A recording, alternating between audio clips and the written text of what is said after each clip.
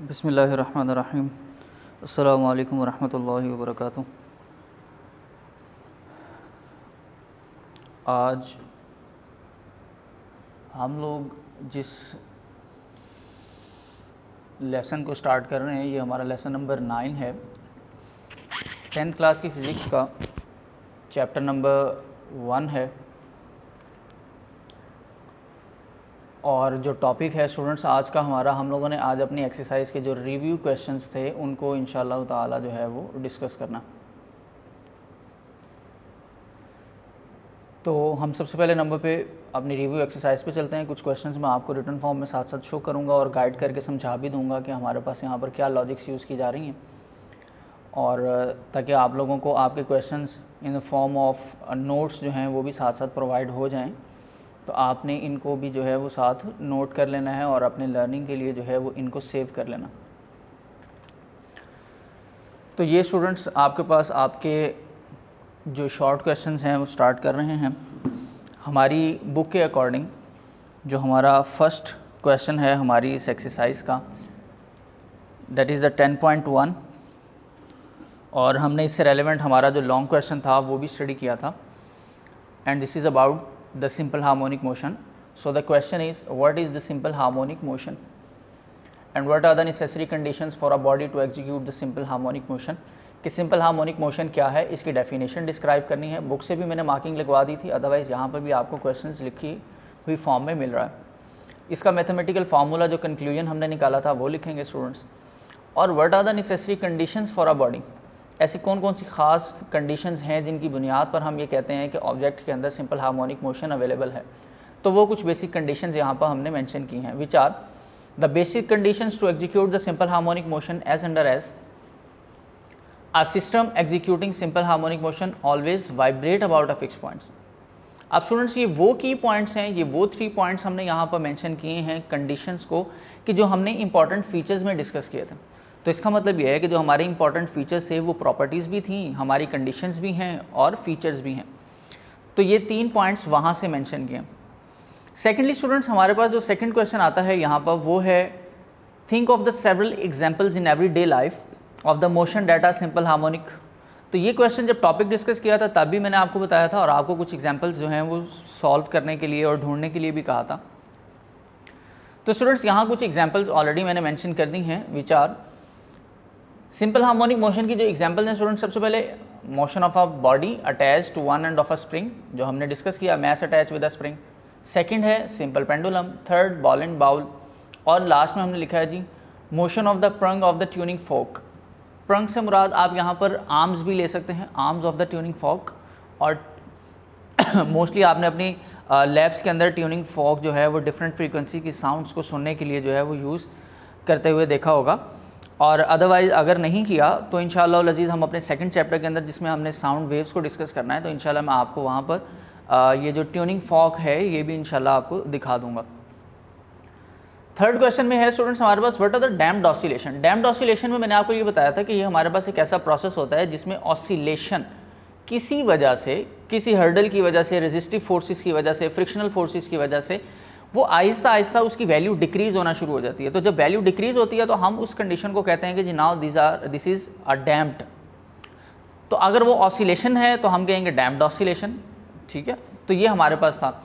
अच्छा, फिर यहाँ पर एक तो डैम्प्ड ऑसिलेशन की डेफिनेशन मेंशन की है, और डैम्प्ड ऑसिलेशन की डेफिनेशन के साथ स्टूडेंट्स हमारे पास फिर सेकंड पार्ट बनता है जी, how damping progressively reduce the amplitude of oscillation, कि वो किस तरह से किसी की एम्पलीट्यूड को रिड्यूस कर सकता है। तो जैसे मैंने आपको बताया कि कुछ रेजिस्टिव और फ्रिक्शनल फोर्सेस होती हैं, तो एज इट इज़ ये मेंशन है, practically in all system the force of friction and resistance retards the motion.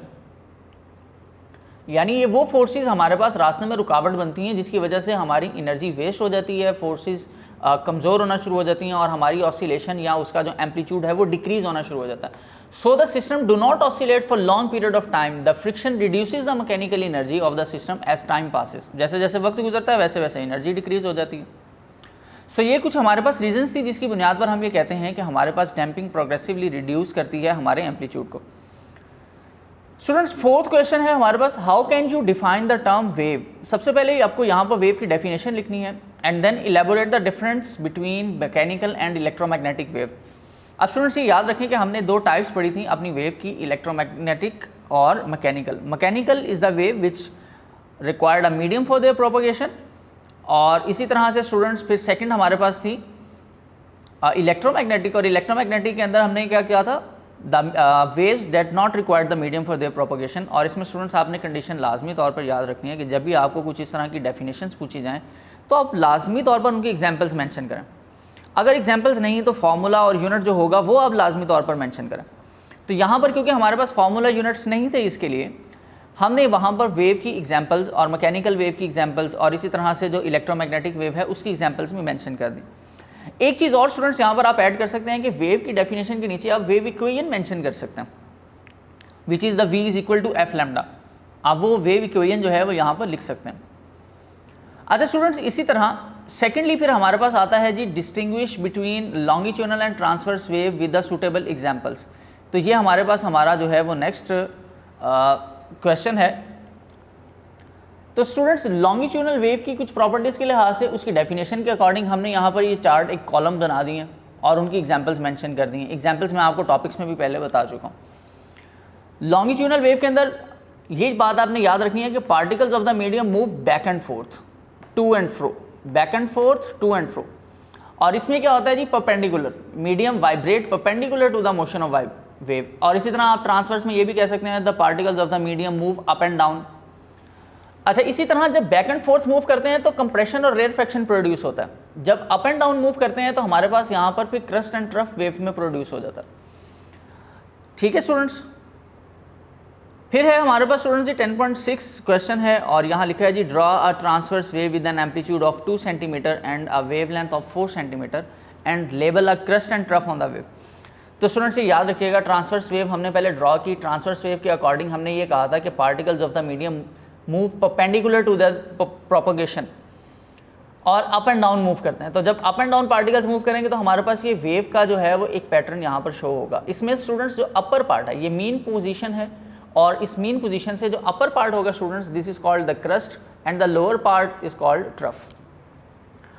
और हमें क्योंकि उसने ये कहा था स्टूडेंट्स कि we have to draw a transverse wave with an amplitude of 2 centimetre के जिसका एम्पलीट्यूड 2 सेंटीमीटर हो। और एम्पलीट्यूड की डेफिनेशन के अकॉर्डिंग स्टूडेंट्स हमें ये बात पता है कि the distance from the mean position to the extreme position, तो मीन से एक्सट्रीम तक का जो डिस्टेंस होता है students that is the amplitude, चाहे वो किसी एक साइड पर हो चाहे दूसरी साइड पर हो।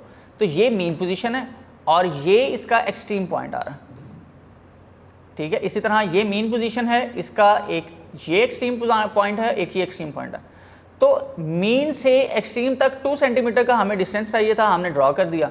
और जब हमने 2 सेंटीमीटर की जब वेव्स ड्रॉ की तो हमारे पास जो वेव लेंथ मिला हमें वो टोटल मिल गया 4 सेंटीमीटर।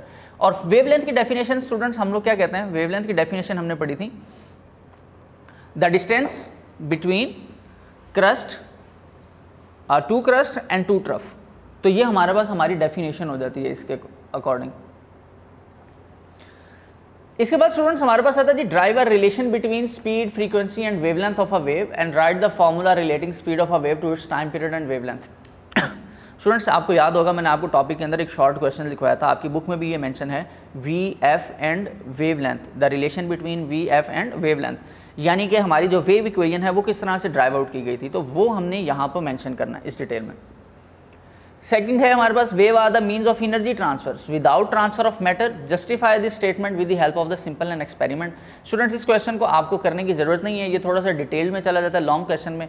फिर भी अगर आप इसको रीड आउट करना चाहें तो स्टूडेंट्स आप अपनी एक्सरसाइज अपनी जो बुक है उसमें आपने एक टॉपिक पढ़ा था wave as a carrier of energy, तो आप वो पूरा प्रोसीजर जो मेथड है वो यहाँ पर मैंशन कर सकते हैं। 10.9 स्टूडेंट हमारे पास क्वेश्चन है जी explain the following properties of wave with reference to the ripple tank experiment. अब हमने रिपल टैंक पढ़ा था, दैट इज द apparatus और instrument that help us to study the characteristics and properties of the wave.